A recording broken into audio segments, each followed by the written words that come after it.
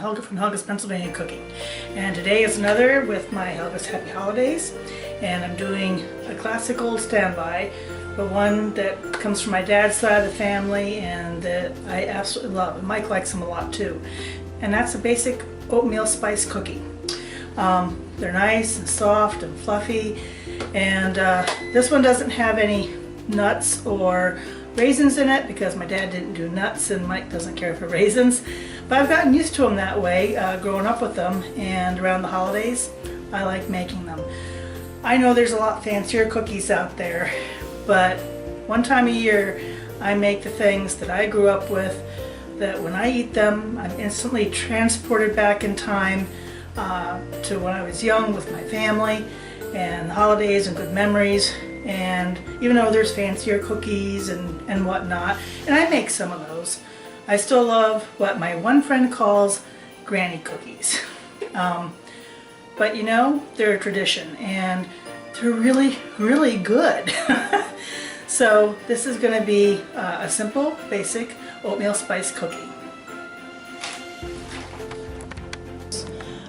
Flour and baking soda and cinnamon and nutmeg and salt, sugar, egg, buttermilk, and I did my buttermilk hack of a tablespoon of lemon juice to a cup of milk. Let sit 5 minutes, stir, and then put out what I need, and I needed 2/3 cups here. Stick of butter and a couple cups of oatmeal. And as always, I'll have the recipe down in the description below.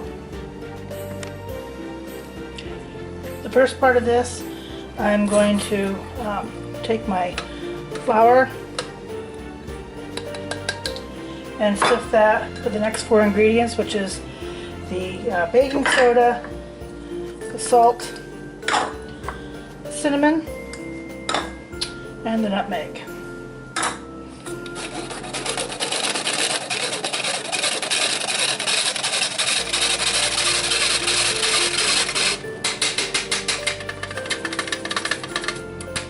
Okay.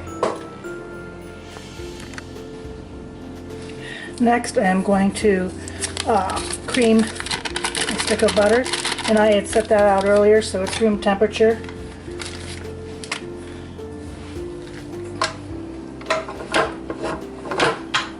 There we go.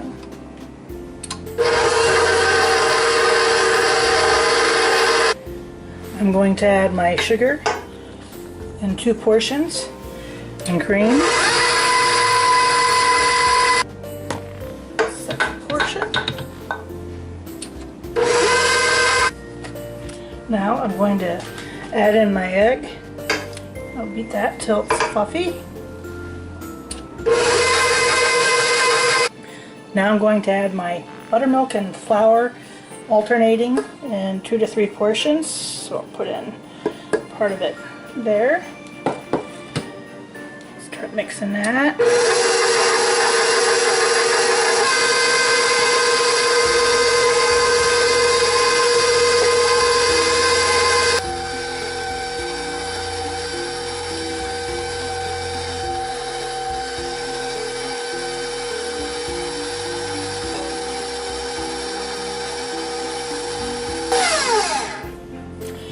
And then I'm going to add in my oats. I'm going to do it in 2 or 3 portions, and after each portion make sure it's mixed and smooth.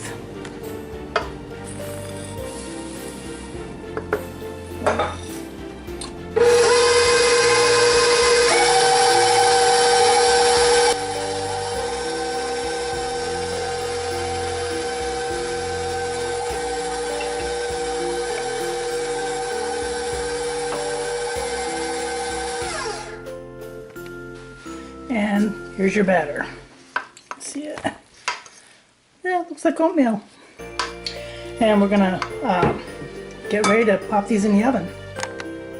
Now you can put these on greased baking sheets, but as usual I prefer to just do them on parchment paper, and they will go in the oven for at 400 degrees. 300 degrees. That'll take a while. And I'll put, like I said, the recipe and the times and the temperature down in the description below, like usual. And like I said, I know it's a basic cookie, but sometimes simple is still the best.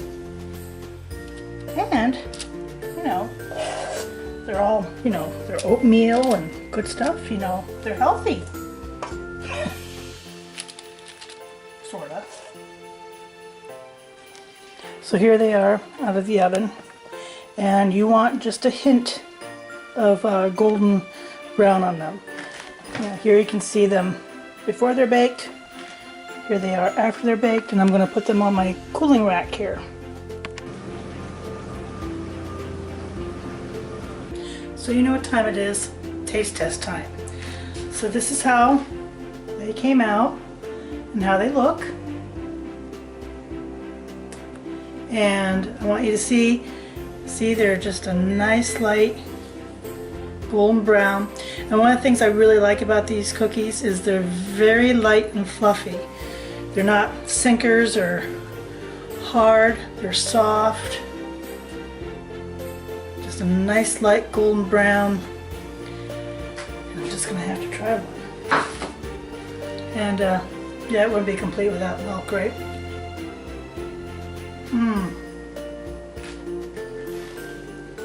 Look how fluffy that is. Just really light and fluffy. Oh man. I know these are simple. I know they're kind of plain Jane, but sometimes it's still the best.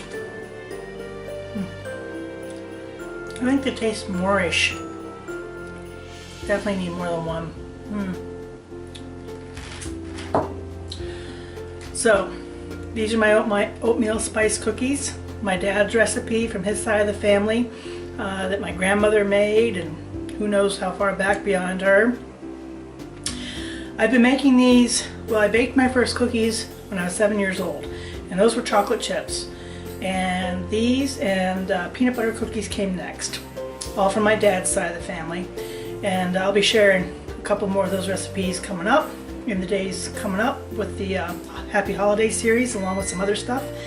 And that's it. I'm gonna have some more of these. Enjoy!